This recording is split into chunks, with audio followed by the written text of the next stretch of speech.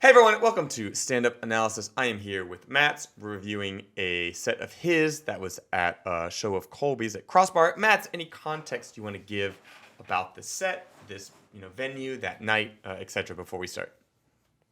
Sure. It was a basement venue, so it was a very good crowd full of friends and family. Um, and it was Colby's birthday show. So that's just some context on that. Cool. Every other joke, you have to know that it's Colby's birthday. Yeah. Okay, here. A lot. He's fucking making strides, working his ass off. This is my fucking boy right here. Give it up for Ramos, everybody.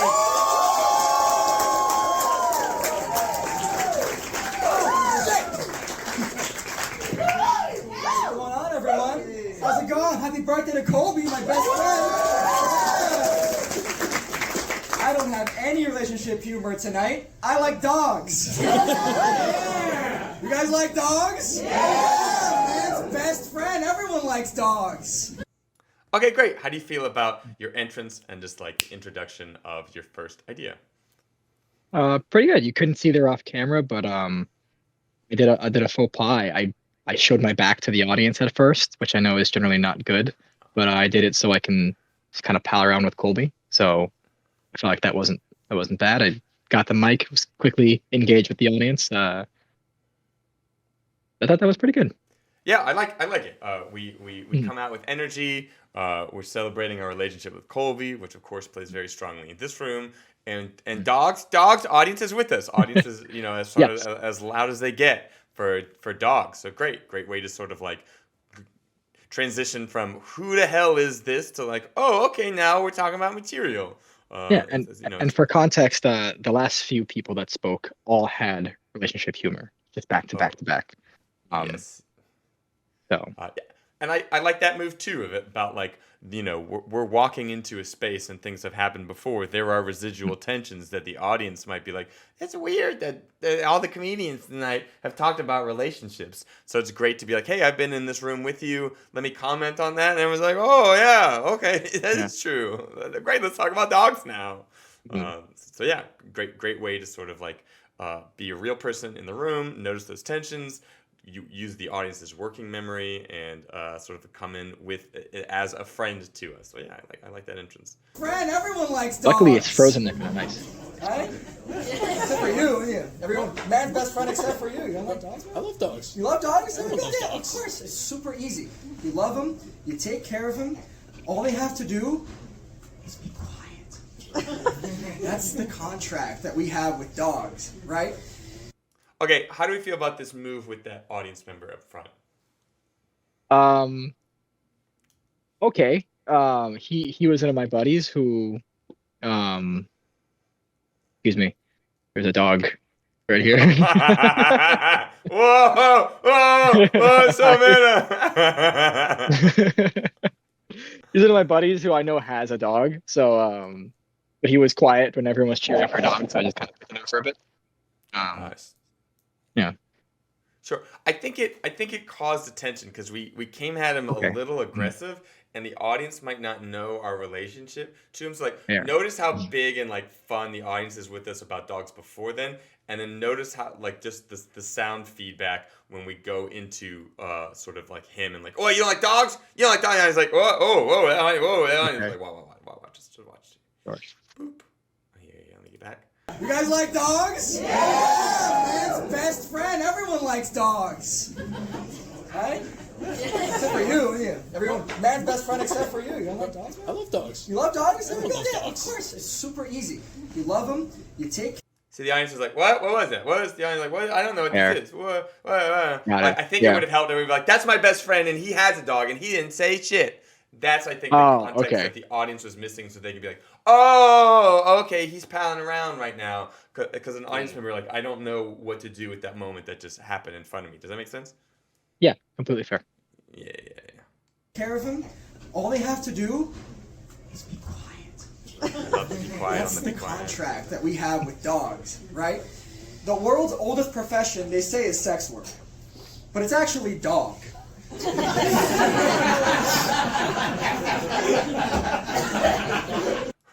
Man, this is a great silly joke. Even now, like I know the punchline, I know it's coming, and like I don't know, this is a great silly joke. I just like it. Yeah, great delivery too. Also, great waiting. Like this laugh, we don't know how long it's gonna go, so great waiting in it. But you're like smiling and vibing in it, so it's not a static. I am robot. Wait till pause for continue material. So great, great instincts to sort of like lean into that laugh, smile, vibe with it, and wait for it to peak out. Yeah. Yeah, you're even reacting to it, so it's showing that the audience is affecting us, which will cause them to want to put more inputs into us, so to make us laugh more. So you about to say something else? I'm really proud of how silly this joke is. And I'm glad that it landed because I was like, I like this. I don't know if they'll like it, but I'm gonna throw it out anyways. And so I was living on that moment for a bit. Yeah. Yeah. If it was like a jaded like open mic crowd, I could see the audience being like "Meh" to this joke. But real audiences, I think, will always love it. So I'm glad we got the the full flavor of it in a real show. They're still giggling. Yeah, great. And I think we picked about the right time to talk. 10,000 years ago, caveman Grog and his spear. Love my dog, Princess. She alerts me to dangers of world, like Amazon driver. Huh! Toddler on bicycle. Huh! And like now, like you're. Oh, and third one. I don't know. Yeah, great. How do you feel about that act out? I could have probably gone into it a little more. I should have probably lived a little bit in that caveman moment and done more caveman things. I like it. Yeah. Oh yeah, you could have been like, now me cave paint. Okay, so one thing. Yeah. I don't know if this is why, but this is my guess that the princess would have landed harder if there was a more clear like crick. So it's like, caveman Grog in cave with dog princess. Rah. Like I don't know if that's what it needed, or if that takes the audience out of it. I'm not sure. Part of my instinct says like that if we're gonna do that twist, it needs to be twistier. But then part of it says the audience might be like, oh well, what is that? But yeah. Other than that, I like it. I think we can add a third, whatever the dog is doing. Amazon driver, toddler on bike, squirrel for 10th time today, etc. But yeah. Cool. And I do agree with the I don't know what it is, but like we can have fun with the caveman things where there's like cave painting or like me just came up with good invention, fire, to tack onto my old invention, wheel. Dog will not stop chasing wheel. I don't know. Your dog barks because it thinks someone is going to kill you in your house. And then what does the guy say? What was I gonna say? I don't know. What is it? You don't know? I don't know. Well, he goes. Okay, so how do you feel about that move using the audience there? Like, what is your thought process to do that with sort of like mid joke? I just wanted to hear what somebody would think. What would they think that a guy is going to say? Because what happens next is screaming, right? So I just wanted to get what someone imagines a rational dog owner would say, and then my like elevated, this guy, what he does, It's like, I think it's a little confusing to the audience, like what and where we are, because we're like the dog is barking at something at the door. They think something's gonna kill us. And what would the guy say? The guy? What guy? Who's the guy? You the guy? Okay. There's a guy here? I thought it was just a dog. What? The killer? The what? So it's like all of a sudden it's like the guy, the dude, the man. It's like whoa, and then we're also using the audience, so it's a double like what? Should he know what the guy? Should I know what the guy is? Is there a guy? So I think that if we want to be like so this dog owner, what do you think he would say? Like just to make it more clear, if we are going to do that move, I kind of don't like that move a little bit because we're getting a very tight logic and a very specific tension about like the dog's barking. He thinks he's a killer, and then what do we do? and then we're playing it paid off. But then what do we do? Audience member. The audience member is not going to have the timing. They're going to be like, they're probably going to get it wrong. And then it's like a different tension. And so we're trying to deal with this tension. Well, this one's still in the air. Just my thoughts on talking to the audience right like mid between setup and punchline on that. There's ways to make it work. But we just have to be very specific about it, I think. Sweetie, shut the fuck up! I do like that we're smiling after something that's like semi-aggressive, that the audience could be like, whoa. So I do like that we're softening the blow of this yelling with the, oh, hey, no, comic here. I'm smiling at this idea. We're laughing at this concept together. I'm not staying in Angry Man. Like, she doesn't know. Like, the contract never changed.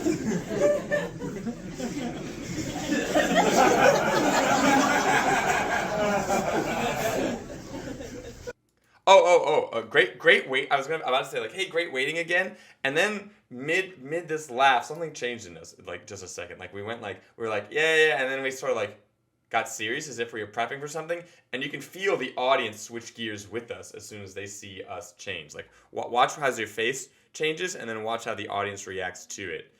Contract never changed. Smiley. Ha ha ha ha. They re-laugh because of your reaction. Great. So smiling. No smile.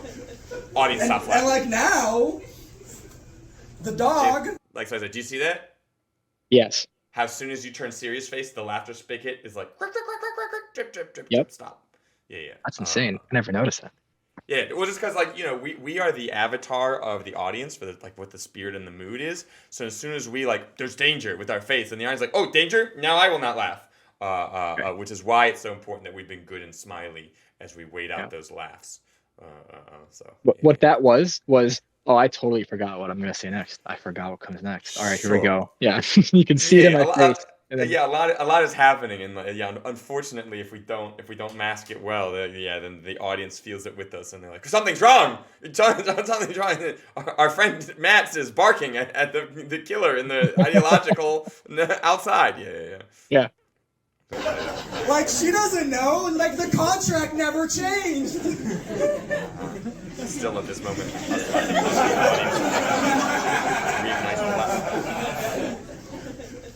And like now, the dog is like, fuck. Do you think dogs? Do you think they know that you're yelling at them? Or do they think that you're yelling with them? They don't speak your language. Definitely would. Yeah. Okay, thoughts on getting into this bit? I think I could have delivered it better. And I think the fact that I forgot it and I quickly tried and come back to it when I caught it in the air, kind of dampened it a bit. Yeah. The beginning thing was like, the dog, it wasn't I can't remember what the actual writing is, but because it's not specific enough, the audience gets the idea of it, but they're still confused of the specificity of it. And then this person talks at you mid joke. I can't hear what they say, but it's also our flow is getting where are we logically right now? Oh, I don't know.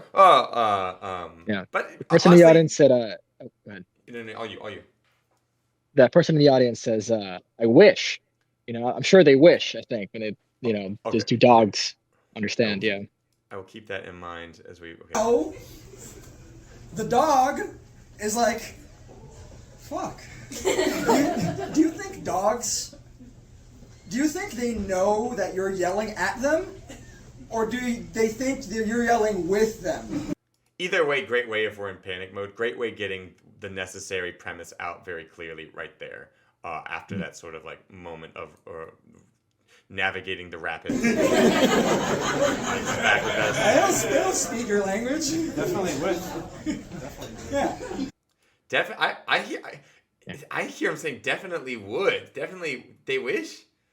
Definitely wish. I think. I trust you, but it's wow. I would have been so confused if I was up there what are you saying, sir? I said, yeah. The dog's like, hey, danger! Danger!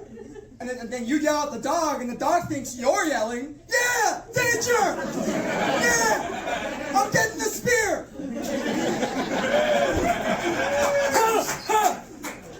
The dog's like, all right, he's got it. I don't need to yell anymore. I'm chilling. Oh, I wonder if there's a joke like, I'm getting the spear. Or, baseball bat, flip flop, whatever you got in your house. Like, we get like a modern day, what the equivalent of a spear is real fast. Yeah. That could be, but yeah, great. I love that we're keeping the silly energy of the sort of like the caveman moment. And the audience understands the bit. So like we can get away with being higher energy, and then we sort of like bring it to that level so the audience matches us. So I like that act out. I just wish like maybe the dismount. Yeah, just that spear moment. We just need more dismount out of it. But the actual yelling, great. I got a prophecy once. This is not dog related. Oh, was that written in, or is that you vamping? That was me vamping because I didn't have a segue because, like you say, segues are bullshit. So I just started talking about the next thing, and then I'm like, wait, the audience still thinks I'm talking about dogs. I've got to wipe that now. Yeah. I think it's great instincts to recognize how the audience is like, what? And you're like, it's not about dogs, and they're like, that's exactly what I was thinking. And then we get the laugh because we diagnose it exactly. Great move. Also, I dig the move to like lean back and get different energy to sort of be like, we're in a different bit now. We're not in dog world anymore. Yeah. We're about to be in prophecy world. Let me physically show some sort of change or manifestation of that this is a different bit. But yeah, even though like we don't have a segue, great transition, abrupt transition, but great use of that tension and then resolution. I'm done with dogs. No other comics do dog stuff after this. Great, and I like that we played a little bit with it and tied it in bow instead of just like, this is not dog related. Could have worked either way. I like the instinct to keep going on that ride a little bit, tie a bow around it, and then continue with next bit. Yeah. For some context, my dad's a pastor. That's why I dress like I just left my Sunday service. I love this joke. I just think it's too long. That's why I dress like I left my Sunday service. That's why I dress like I just left church, or just like something like one word thing. Yeah. I think that gets the idea across. But I like the joke. I like the idea of the joke. I think that's why it doesn't get the laugh that it probably deserves. Maybe it's gilding the lily too much, and it depends on how much the audience will allow you to get away with. But anytime we do like a dress-like joke, you can be like, here he comes down the aisle. Is he the ring bearer? Is he a choir boy? No, it's Matt, the pastor's son. See him after, like, and you can do like a coming down the runway moment with your church clothes as an option. It might be gilding the lily, but could be fun. And a visiting pastor was coming over for the weekend to like preach and stuff. And I feel like if you're a visiting pastor, does like everyone want you around, or does nobody want you around? Like, you can go to Africa, but he's gonna travel around New York instead. Like, what's up with that? So I think the audience is just confused with this. The idea about like either everyone likes you or no one likes you. I think they needed a little bit more teaching in what we meant by that. It's like, because you're traveling, no one wants you to stay around, or someone else wants you to visit really badly, so you have to leave. Like, I just think the audience needs more to understand the idea, because it's a dense idea. And then when they're still confused to that, and then they're like, he could travel Africa, and the audience is like, well, why Africa? Is that better? Is that worse? Why Africa? So it's like there's a bunch of like questions in my mind as an audience member that are stacking up, which is why I think that this doesn't get a laugh, because the audience is a little confused with the ideas that we're presenting. I could definitely untangle that one a little better. Yeah. Like, he could be traveling anywhere, and you choose New York, Long Island at that. Yeah. So he goes to me and he like puts his hand on my shoulder and he's like, I have a prophecy from God. I hope it's from God. Who else would the prophecy be from? Great delivery. Yeah, silly line. Great. Wingwa Kitchen?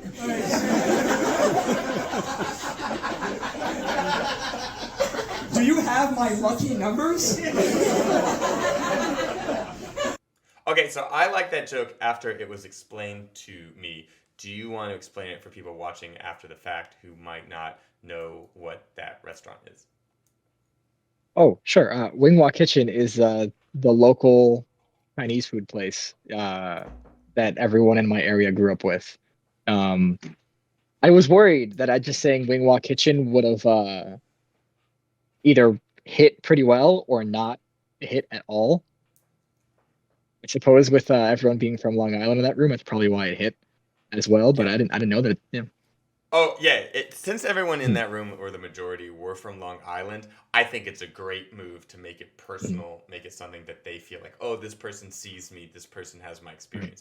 But yeah, for shows where the audience isn't majority from Yeah. Long Island, we have to find some sort of analog or way to explain that. Yeah. Or Definitely. even if we, I should definitely try like Wingwa Kitchen Chinese restaurant.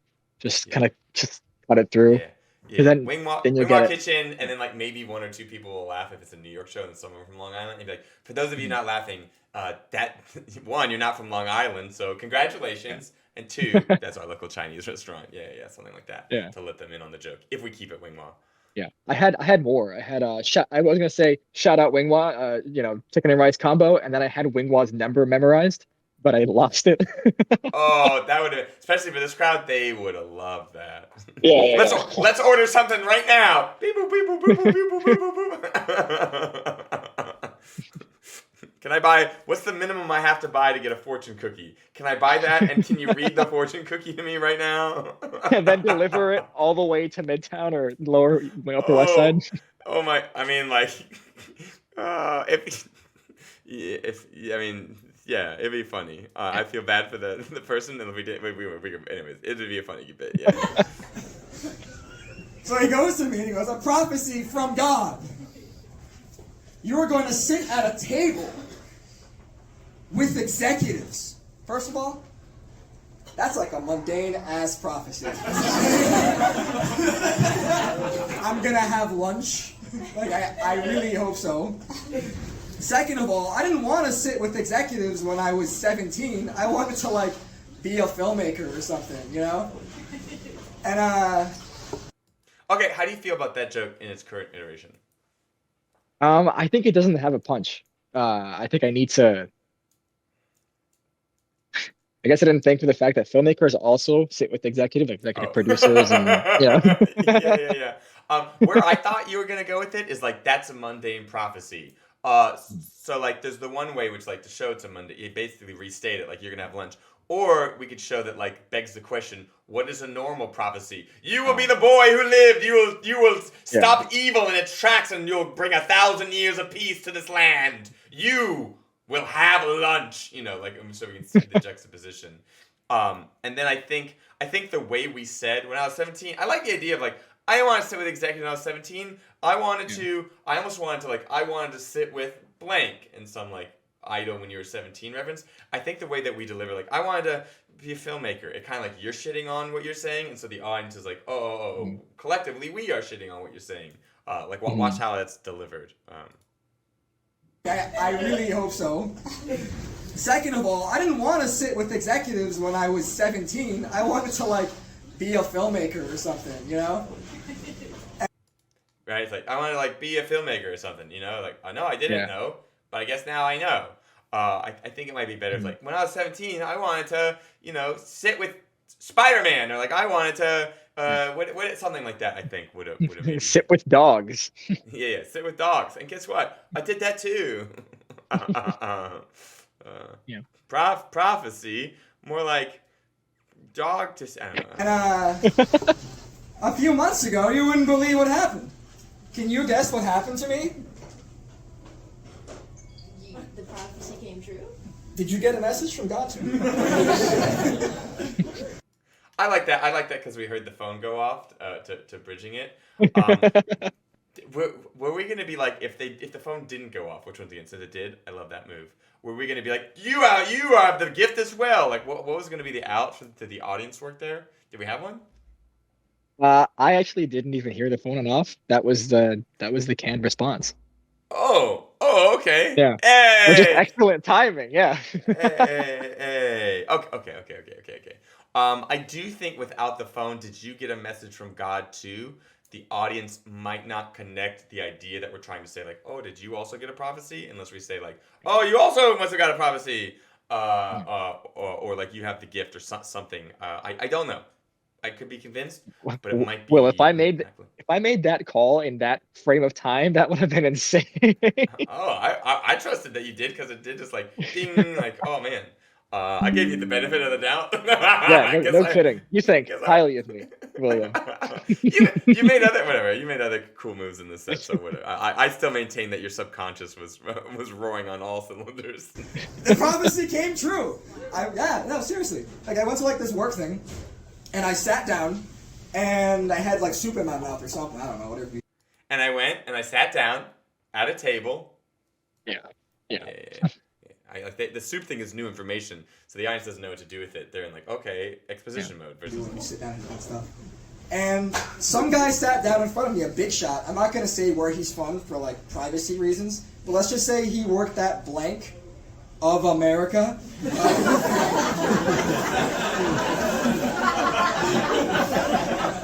don't know what that could be. It could be Girl Scouts of America. Boy Scouts? Boy Scouts. You don't know what I got going on. I got skills. I eat self-image.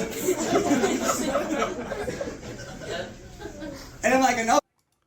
Okay, the one thing I think with that crowd work is like the you don't know, it could be Girl Scouts of America in the ideal world, like could be Boy Scouts of America, could be blank of America, could be this of America, could be so many things of America. But instead we pivoted, and instead of the game we were currently playing, we pivoted a new game of like, you don't know what I have going on, and as an audience I'm like, yeah, I don't know what you have going on. And then you sort of have to like tell me, and I'm like, oh, okay, that is what he has going on. I'm not primed for that bit because we were playing another game right there. And we sort of like, beep, boop, boop, throw that toy away. Now this toy. I'm like, I have not been briefed on new toy yet. I think. It wasn't good. I don't hate it. I like that we're responding to the audience. I don't think we like, I don't think it's like a bad move, but I think if we had stayed in the pocket of the joke that we were playing, we would have gotten a better response. Sure. Yeah. Another one, and another one sits down. And I'm sitting there, and I think, I should have listened to that dude's prophecy. My soup could have been poisoned. Yeah, so I think the audience is confused. Like, I should have listened to his prophecy. Okay, why? We know the logic of, because we, like, when we were writing this about, like, oh, I should have listened to his prophecy so that I could have known more about what happened in this moment. But then you're like, my soup could have been poisoned. And the audience is like, what? Soup poison? Yeah, I don't get it at all. Why would you soup? You know, yeah. It's just like, we're just throwing confusing information at them. And my soup could have been purple. You know, I'd be like, oh, okay, sure, I guess. I mean, it wasn't. I'm here right now, like in front of you, so that's definitely not it, right? I like the instinct to try to talk about the thing that we feel is confusing the audience, but they just got more confusing because we like doubled down on the confusion. I don't hate the instinct, but this expression of it. And in the meantime, we're with our tautological line of I should have listened to more of the prophecies getting like looser and looser. And then at that moment, I realized my dad's gonna he's totally gonna give me so much for this, for not believing in this prophecy. So that's why tonight I have prophecies for you guys. Oh yeah. How is this how the prophecy bit was supposed to go? Like I should have listened to that prophecy more, or is I forget how we wrote it. It was I should have listened to that prophecy more, and then I would have gone on to explain what could it have been around these executives, but I could tell it was like I already kind of like hitting a lot of chord. I'm like, all right. Pulled an audible, and you're like, okay, I don't hate it. Yeah. I once again, I don't remember how it should have been, but my instincts right now are like, I should have listened to that prophecy more. Was I supposed to say something? Was I supposed to give someone something? Was I supposed to sacrifice my firstborn? I haven't even had a firstborn yet. Oh my God, I am not prepared for this prophecy. Like something like that. And then the next bit was, what if that wasn't the prophecy? What if that was, not the time yet? So I go on to explaining how this couldn't have, maybe it wasn't a prophecy. but I was already in. I was in pretty Yeah. deep, so I pivoted. Sure. Once again, I don't hate anything that you're doing, but yeah. There's ways we could have made it better, but audience Mhm. is still vibing with us. They still like us. Like, you know, no harm, no foul. From God. Great callback. As opposed to prophecies from dog, which go bark, bark, bark, bark, bark, bark, danger outside, bark, bark. Yeah, so then prophecy from, and then you have to cue it back into prophecies from Ah, dog. Wingwalk Kitchen. I sense like there's that. a couple in the house tonight. Is there a couple in the house tonight? Yeah. God tells me that you, young lady, are gonna bond and get close to your boyfriend. And boyfriend, God tells me you're gonna clear your internet history before that happens.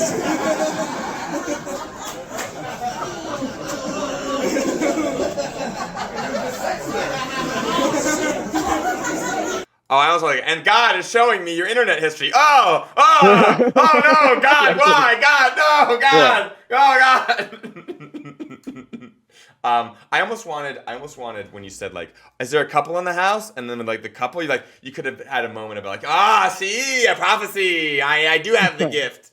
Before we went into the jokes, but yeah, your thoughts on the playing with the audience bit. That is a callback because that's the same couple that was earlier in the night. One of the comics was talking about sexting, like in public, and the guy raised his hand. So Yeah. I also tried to call back that in my set, and he had since left the show. And I was like, that guy! And it's like an empty seat, and just like crickets being like, cricket, cricket, cricket. Yeah, I love that move to call that back specifically. Oh, did we? Was it written that it was internet history, or did you pivot to match the moment? and nothing was written for the prophecies. Oh, good job. I mean, that's great. I mean, that's about pretty much like, I think like we could think of different things that could have been the prophecy, but I don't know if they would have been better. They just would have been like equally different in a different, you know, it would have been like the Yeah. best quality ice cream would have just been a different flavor. But I really do like the internet history joke because we can play that. Like, he's now showing me your internet history. Oh God. Roblox? Really? Oh, no, God. And you know, you can really play with that if you want. Yeah, I can keep that. Yeah. Yeah. I know you were sexy.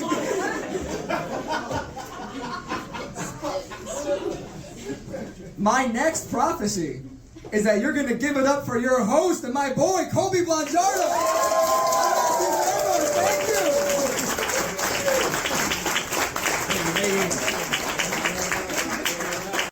Oh, honestly, as an outro move, I love the idea of giving the mic to Colby and making him have to fiddle with the mic stand. I love that move that you get to just be like baller guy, like here you go, nice and smooth, walk out, and he has to be like, sorry, technical problems. Smart. I wish I had done the same. Smart. Okay, yeah. How do you feel about your out of the prophecy bit and of your set as a whole? Great. I got a good laugh from that audience interaction at the end, and I didn't have a third thing to end it on.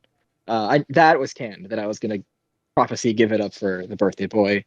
And I liked it. I thought it was a great easy way out.